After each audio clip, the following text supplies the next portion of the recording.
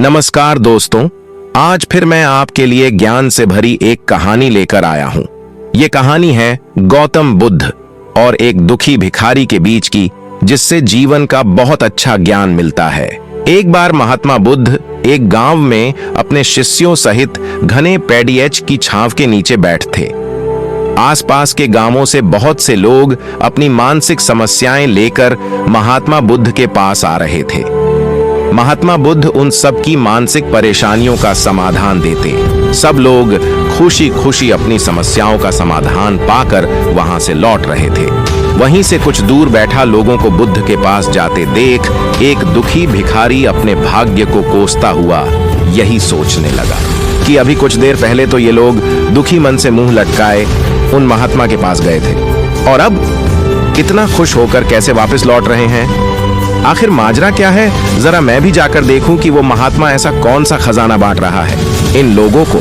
वे इतने प्रसन्न हुए कि उनके चेहरे लाल हो गए। जब वो दुख भिखारी कुछ नजदीक गया तो उसने देखा कि ये महात्मा तो लोगों को प्रवचन देकर लोगों के दुख का निवारण कर रहे हैं। यह देखकर भिखारी के मन में भी तीव्र इच्छा हुई कि क्यों न मैं भी इन महात्मा को अपना दुख बताऊं, मुझे भी अपने दुख का समाधान अवश्य मिलेगा। बस फिर क्या था, समाधान पाने की लालसा लिए भिखारी महात्मा बुद्ध के सामने पहुंचा और हाथ जोड़ डाहकर प्रणाम करते हुए बोला, हे महात्मा बुद्ध, मैं भी लोगों की मदद करना चाहता हूं। मुझे लोगों की मदद करने की बहुत इच्छा है, लेकिन मैं कैसे मदद कर सकता हूं? मैं बहुत गरीब हूं। मेरे पास न तो पैसे हैं और न ही कोई ऐसी चीज जिससे मैं किसी की मदद कर सकूं। मैं कोशिश करने पर भी किसी की मदद नहीं कर सकता।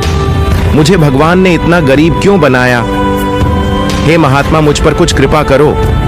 इतना बोलते हुए भिखारी रोने लगा। महात्मा बुद्ध बोले, आप बहुत अज्ञानी हैं, क्योंकि आप अभी तक इस भ्रम में जी रहे हो कि तुम्हारे पास कुछ नहीं, जबकि दूसरों को कुछ देने के लिए तुम्हारे पास बहुत कुछ है। तुम बिना धन और वस्तु के भी दूसरों की मदद कर सकते हो। तुम्हारे पास जुबान है जिससे तुम मीठे शब्द बोलकर किसी के दुखी चेहरे पर मुस्कान ला सकते हो। इन्हीं शब्दों की ताकत से तुम किसी के भी टूटते हौसलों को फिर से मजबूत कर सकते हो। इन शब्दों की शक्ति से आप किसी के भी मन में सकारात्मक विचारधारा के बीज बो सकते हैं और उसे गलत रास्ते पर जाने से रोक सकते हैं। तुम्हारे दो हाथों से किसी भी कमजोर या लाचार व्यक्ति की सहायता कर सकते हो। आपके दो आंखें किसी अंधे को रास्ता दिखा सकते हैं। तुम किसी के लिए दुआ कर सकते हो। यह हो सकता है कि उनके बुरे काम फिर से हो जाएं। आप किसी के अच्छे स्वास्थ्य की कामना कर सकते हैं, लेकिन अज्ञानतावश तुम अब तक इस बात को समझ नहीं पाए और इस भ्रम में अब तक जीते रहे कि तुम्हारे पास मदद करने के लिए कुछ नहीं। किसी की मदद करने के लिए धन और वस्तु का होना अनिवार्य नहीं है। बिना धन और वस्तु के भी हम कई प्रकार से लोगों की मदद कर सकते हैं। महात्मा बुद्ध के ज्ञान से भरे ये सुंदर शब्द सुनकर भिखारी के चेहरे पर मुस्कान आ गई और वह खुशी से झूमता हुआ वहां से चला गया। इस बुद्ध मॉरल स्टोरी से हमने क्या सीखा? दोस्तों, महात्मा बुद्ध की इन बातों से बहुत कुछ सीखा गया।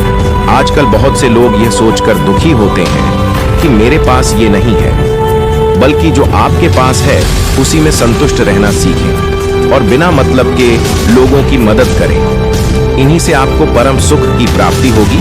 तो दोस्तों, ये बुद्ध मॉरल स्टोरी आपको कैसी लगी जरूर बताना, और ऐसी ही नई नई स्टोरीज देखने के लिए हमारे YouTube चैनल को सब्सक्राइब करें।